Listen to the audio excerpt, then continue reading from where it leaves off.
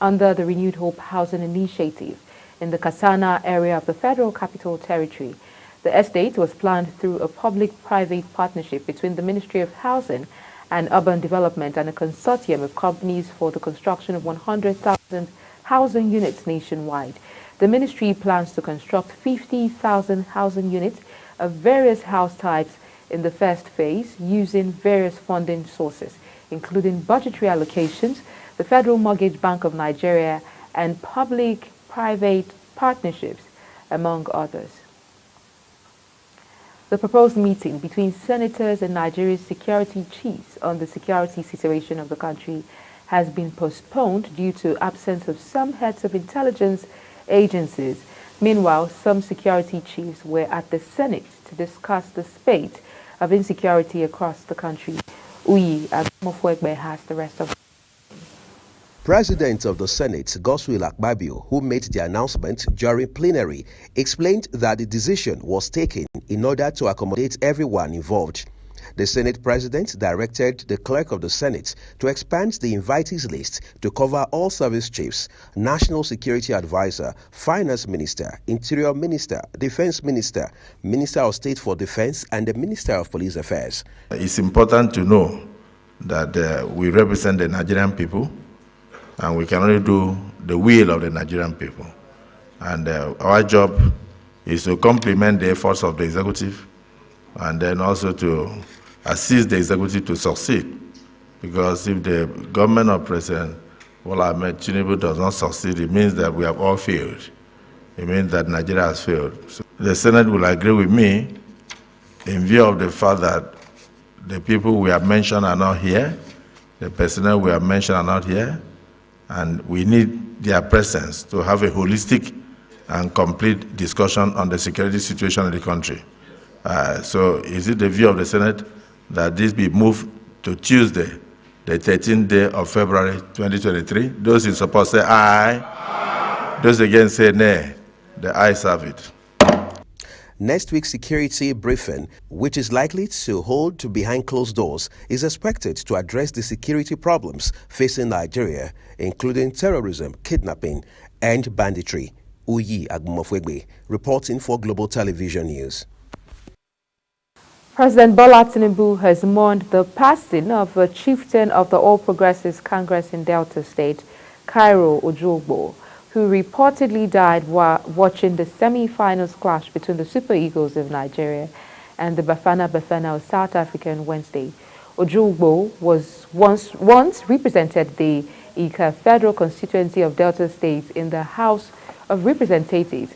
The incident happened when the penalty was awarded against Nigeria. Ojogbo was said to have shouted and slumped due to massive heart attack when the Bafana Bafana of South Africa scored. World Bank, United Nations International Children's Emergency Fund, UNICEF, and other development partners have made commitment to support Nigeria's school feeding program. This follows the federal government's decision to embark on public-private partnership to enhance investments in feeding of school children in the country. Speaking during a school feeding stakeholder strategic meeting with the team, Public-Private Partnerships and Innovative Financing to enhance investments in school feeding in Nigeria in Abuja, the representative of the World Bank, Dr. Tunde Adekola, said the bank would support the initiative. He added that the World Bank is working with other development partners to continue to leverage to support the program and that they are willing to support the government of Nigeria to be able to achieve this objective. Now, the House of Representatives has commenced the process of immortalizing former Speaker Gali Na'aba. This was considered after a motion brought to the floor of the House by a member of the New Nigeria People's Party from Kano State, Aliyu Madaki. The lawmakers noted that the late Na'aba started his political career as a student of Ahmadu Bello University, Zaria, where he was elected as an executive committee member of the ABU chapter of the Revolutionary People's Redemption Party, established in the Second Republic by Malam Aminu Kano. House of Representatives has passed the Electoral Act 2022 Amendment Bill for second reading, brightening the project for electronic transmission of election results to minimize fraud in the nation's electoral process. The bill seeks to amend selected selections of the current Electoral Act to provide for the registration of voters, same-day elections, electronic transmission of results, as well as punishment for frivolous election petitions. Debating the general principles of the bill, Honorable Wave lamented the gaps in the current Electoral Act 2022, noting that an amendment of the law to pave the way for the electronic transmission of election results would help the nation's democracy. Similarly, the House of Representatives has resolved to probe alleged certificate racketeering by Nigerian students in collusion with some officials of government ministries, departments and agencies, MDAs. This followed the adoption of a motion by Representatives Abubakar Fulata, APC Jigawa, at plenary in Abuja. Adopting the motion, the House condemned in its entirety the act of certificate racketeering by Nigerian students in collusion with some MDAs. The House mandated its Committee on University Education to investigate the matter and identify those involved, mandating the committees to identify officials of MDAs and other involved, as well as identify the students that had benefited from such institutions and their campuses in Nigeria. The Governor of the Central Bank, Oluyemi Cardoso, the Minister of Finance, Wale Edun, and his counterparts in the Ministry of Budget and National Planning, Atiku Bagudu, have assured Nigerians that the high cost of living being witnessed by Nigerians is currently being addressed. Speaking in similar vein, the chairman of the Federal Inland Revenue Service, Zach Adedeji, said the federal government is doing everything possible to calm the current inflation in the country. Kike Lomo Okere has more details. In his presentation, the Minister of Finance explained that the country is where it is at the moment due to a series of poor economic policies over the years, adding that the cost of living has spiked as the result of inflation. In agriculture, if we need to stabilize the economy, two things need to happen. Inflation needs to be tackled. The governor of Central Bank has said what is being done.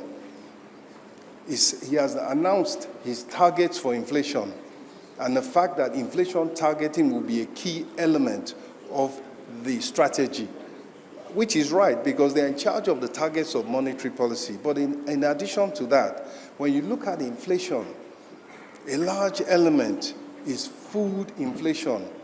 In fact, food inflation accounts for 33% of the consumer price index. So when you attack food production, raise food production, you bring down the price of food, you bring down inflation, you get a chance to bring down interest rates, and there lies the road to investment. For the Minister of Budget and National Planning, Atiku Bagudu says the current economic challenges faced is being looked into with a strategic plan to resolve the challenge. This challenge does not come unanticipated. We reckon with global challenges that are impacting us domestically, and we reckon with the transitional nature of some of the measures that we have taken. And we know that they will have some impacts. But there are compensatory mechanisms. One of it is to support domestic production, particularly one that we are most familiar with, 36 states of Nigeria plus FCT. Agricultural production is a major component, and as well as other activities for which infrastructure for which funding has been generously provided in the budget. The CBN governor says, though the high cost of living still remains a concern, he assured that the Central Bank of Nigeria is working assiduously to bring lasting solution to bring down inflation to 21.4% through improved agricultural productivity. We are aware that the twin challenges of inflation and exchange rate depreciation on our economy are daunting. However, they are not insurmountable. Monetary policy actions are sometimes inhibited by transmission lags. Nonetheless, it is expected that the policy measures implemented by the bank will permeate the economy in the short to medium term. Just 1 more minute, sir. Inflation pressures may persist, albeit temporarily, but are expected to moderate significantly by the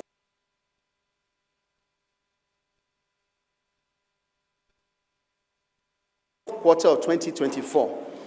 Exchange rate pressures are also expected to reduce with a smooth functioning of foreign exchange market. We are committed to implementing policies that will ensure a stable macroeconomic environment and guarantee improved livelihoods for all Nigerians. On his part, the executive chairman of Federal Inland Revenue Service, Zach Adedeji, allays fears that the federal government is planning to increase tax. He says the service is re-strategizing on ways that will yield positive results for the economy. We have the target for this year, based on the approved budget, to collect 19.2 trillion, which is 7.2 trillion. The National Agency for Food, Drug Administration and Control, NAFDAC, has arrested 3 drug hawkers and seized substandard drugs worth 250,000 naira in Kaduna. The agency's coordinator in the state, Nasiru Mato, disclosed this in Kaduna. The coordinator said the exercise was part of ongoing efforts to stamp out drug hawking in the state. He added that drug hawking exposes medicines to severe temperatures, humidity, and unfriendly climate conditions. This, he said, is unacceptable. Mato also said that the agency had intensified surveillance and hunting of self-acclaimed doctors who engage in this illegal practice. Same vein, the Economic and Financial Crimes Commission, EFCC, has raised a special task force in all its zonal commands to enforce extant laws against currency mutilation and dollarization of the economy. The Anti-Graft Agency spokesperson Dele Oyewale said this in a statement in Abuja. According to him, the task force, inaugurated by the chairman of the commission, Ola Olukoyede, is to protect the economy from abuse, leakages and distortions that expose it to instability and disruptions. Also, proprietors of private universities and other institutions of higher learning charging fees in dollars have been invited by the commission. Abia State High Court sitting in Umuahia has adjourned till February 16th a 1.5 billion naira defamation suit filed by ex-governor Theodore Oji against a chieftain of the All Progressives Congress APC, Prince Benjamin Apugo. The trial judge, Justice A.O. Chijoke, observed a delay in the process that had been filed since 2020 and ordered that the defendant must appear in court on the next adjourned date. He said that trial would begin on the next adjourned date with or without the presence of the defendant. The trial judge directed the clerk of the court to represent the appearance notice to the defendant for him to appear on the next adjourned date. And the Federal High Court sitting in Lagos yesterday ordered the federal government to fix the prices of petrol, diesel, kerosene and other goods within 7 days from February 7th, 2024. Trial Judge Justice Ambrose Lewis Alagoa specifically ordered the government to fix the prices of milk, flour, salt, sugar, bicycles and its spare parts, matches, motorcycles and spare parts, motor vehicles and its spare parts, as well as petroleum products, including diesel, premium motor spirit, PMS and kerosene. The court made the order in its judgment in a suit by a human rights activist and lawyer Femi Falana against the Price Control Board and the Attorney General of the Federation. You're watching AM News, coming to you live from Nigeria's capital, Abuja. We're on StarTimes channel 276. Kindly follow us on all social media platforms using @Global TV NG and other handles now showing on your screen. We'll take a short break. The news continues shortly.